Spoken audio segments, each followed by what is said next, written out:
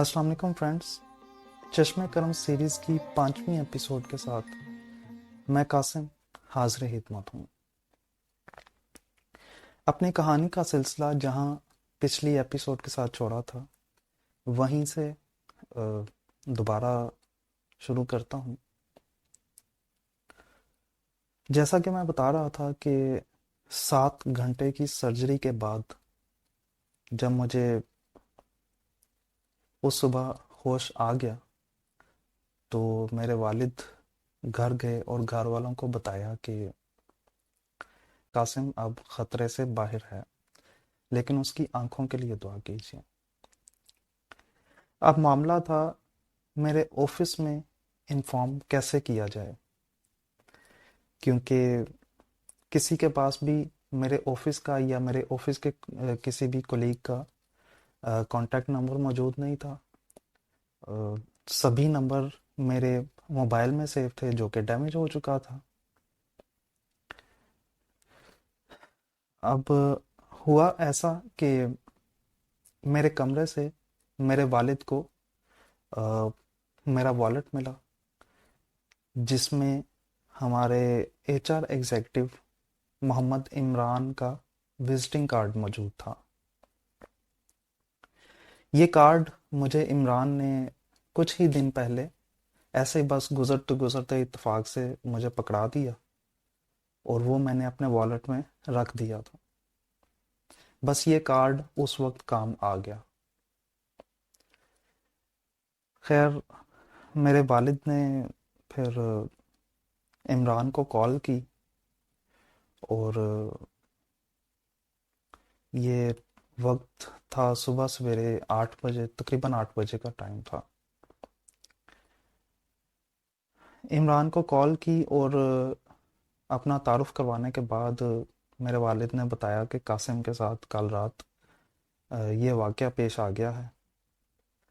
इमरान जो अभी अपनी नींद से ठीक तरह से बेदार भी नहीं हुए थे, तो उन्होंने वो एकदम से चौंक गए और उन्होंने फिर से दरियाफ्त किया कि ये आप क्या कह रहे हैं। फिर मेरे वालिद ने उनको तफसील के साथ पूरा वाक़या बयान किया। इमरान ने फिर हमारे जो एचआर हेड हैं उनको फौरी तौर पे इन्फॉर्म किया कि कासिम के साथ इस तरह ये वाक़या पेश आ गया है। तो उन्होंने फिर इमरान को इंस्ट्रक्शंस दी कि आप फौरी तौर पे हॉस्पिटल पहुँचें और वहाँ की सारी सूरत हाल से मुझे आगाह करते रहें। इमरान ने उनकी इंस्ट्रक्शंस पे फौरी तौर पे अमल किया और वो हॉस्पिटल उसी वक्त पहुँचे। अभी पूरे ऑफिस में ये बात फैली नहीं थी, किसी को भी अभी इनके अलावा नहीं पता था ऑफिस में कि मेरे साथ ये इस तरह ये वाक़या पेश आ गया है। मेरे जितने भी करीबी कोलीग्स थे, मेरे डिपार्टमेंट्स के लोग और मेरे जो वैन मेंबर्स भी थे या इनके अलावा भी मेरे जितने भी कोलीग्स थे उन वो यही अभी परेशान इसी परेशानी में थे कि जब उनको पता लगा कि कल रात दाता दरबार में धमाका हुआ है। तो मैं ड्यूटी पे भी नहीं गया हुआ था और ना ही मुझसे राब्ता हो रहा था किसी का, और उनको ये भी मालूम था कि मैं अक्सर दाता दरबार जाता रहता हूँ। वो बस इसी परेशानी में थे कि एचआर मैनेजर ने फिर पूरे ऑफिस में ईमेल की जिसमें उन्होंने बता दिया कि कासिम के साथ कल रात ये वाक़या हुआ है और उसकी कंडीशन अच्छी नहीं है, उसके लिए दुआ करें। ये ईमेल उन्होंने सब ने जब पढ़ी तो एकदम गम का सा माहौल पैदा हो गया और सब लोग मेरे लिए दुआएं करते रहे।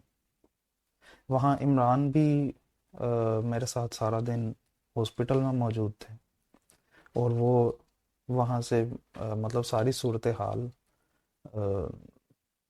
वो बताते रहे एचआर मैनेजर को और उन्होंने मशवरा दिया कि कासिम का ट्रीटमेंट किसी अच्छे हॉस्पिटल से करवाया जाए। तो फैसला फिर ये किया गया कि नेशनल हॉस्पिटल डिफेंस में जो है मुझे ट्रीटमेंट के लिए ले जाया जाए। खैर, फिर वहाँ से मुझे म्यू हॉस्पिटल से एम्बुलेंस के ज़रिए नेशनल हॉस्पिटल डिफेंस पहुँचाया गया। 3 से 4 घंटे की बहस के बाद भी नेशनल हॉस्पिटल डिफेंस ने मुझे मेरा केस लेने से इनकार कर दिया। उस क्रिटिकल कंडीशन में फिर वापस मुझे नेशनल हॉस्पिटल से दोबारा फिर म्यू हॉस्पिटल शिफ्ट किया गया और फिर बाकी ट्रीटमेंट मेरा वहीं पर हुआ, म्यू हॉस्पिटल में। पहला दिन तो मेरा इस तरह गुजरा, और मेरे जितने भी रिलेटिव्स थे, मेरे दोस्त अहबाब, मेरे कोलीग्स ऑफिस के, जिस चीज़ को जैसे जैसे पता चलता वो मेरे लिए दुआएं मांगते, और मेरी अयादत के लिए वहाँ पे हॉस्पिटल भी आते। खैर, फिर तीसरे दिन मेरी आँख की पहली सर्जरी की गई, जिसके बाद मुझे उम्मीद थी कि मुझे अब कुछ नज़र आना शुरू हो जाएगा, लेकिन ऐसा ना हुआ। मुझे यही कहकर तसल्ली दी जाती थी कि आँख के आगे अभी ब्लड बहुत ज़्यादा है, जिसकी वजह से देखने में मुश्किल पेश आ रही है, लेकिन हकीकत कुछ और थी।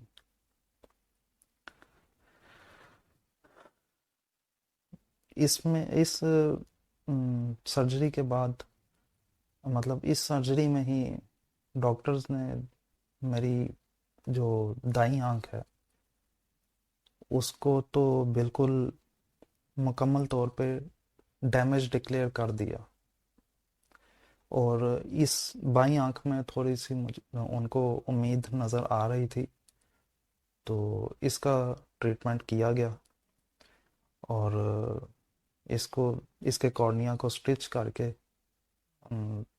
कुछ रिपेयर किया गया। और लेकिन इससे इस सर्जरी से मेरी बिनाई में कुछ फर्क ना आ सका। अगले दिन फिर कानों का भी ट्रीटमेंट थोड़ा बहुत किया गया, उसमें कानों के अंदर ब्लड था वो साफ़ किया गया, लेकिन उससे मेरी समातों में कोई फ़र्क ना आ सका। खैर, जो हॉस्पिटल के 5 दिन थे वो खाना पीना तो क्या, पानी का एक कतरा भी डॉक्टर्स ने खलक से उतारने से मना किया था।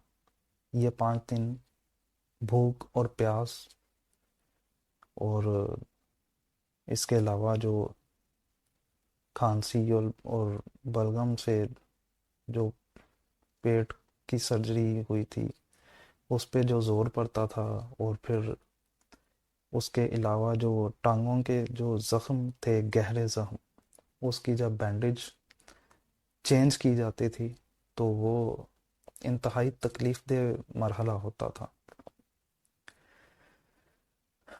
खैर, 7 दिन म्यू हॉस्पिटल में मैं एडमिट रहा, और फिर 7वें दिन मैं वहाँ से डिस्चार्ज कर दिया गया, और उसके बाद जो मेरा ट्रीटमेंट हुआ आँखों का, कानों का, और जो टांगों के गहरे ज़ख्म थे उसका ट्रीटमेंट हुआ, वो कैसे हुआ, और आँखों के लिए जो बड़े बड़े डॉक्टरों को विज़िट किया गया, किसी ने भी मेरा केस नहीं पकड़ा। फिर एक डॉक्टर जो इंतहाई खुदातर्स डॉक्टर थे, उन्होंने मेरा ट्रीटमेंट पकड़ा, मेरा ट्रीटमेंट किया, और वो उसकी तफसील मैं आपको बताऊंगा अगली वीडियो में, और मेरी वीडियोस को ज़रूर शेयर किया कीजिए ताकि ज़्यादा से ज़्यादा लोग उससे इंस्पायर हो सकें। मिलते हैं अगली वीडियो में। Thank you for watching. अल्लाह हाफिज़। अब क्यों ढूंढूं वो चश्मे करम, होने दे सितम वाला सितम, मैं चाहता हूँ